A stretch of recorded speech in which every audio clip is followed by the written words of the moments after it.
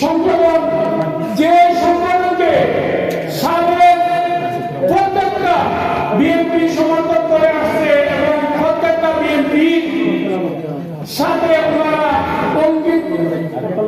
কাজে কাজ দিয়ে কাজ করছেন।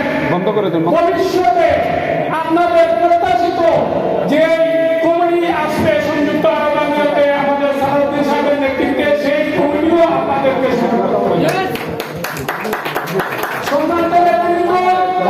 আমরা বাংলাদেশে যে অবস্থা দেখছি, ইনশাআল্লাহ অতি শীঘ্র বাংলাদেশ সেও গণতন্ত্র ফিরে আসবে।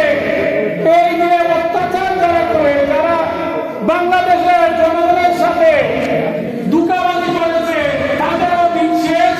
সংযুক্ত আরব আমিরাত ইনশাআল্লাহ আশার আলো রাখবে।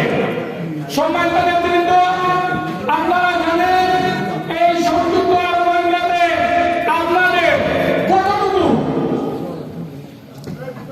প্রত্যেকটা অঞ্চলে আপনাদের এই যুবদলের প্রত্যেকটা কমিটিতে শক্তিশালী নেতৃবৃন্দ এবং সংগঠনিক নেতৃবৃন্দ আছে।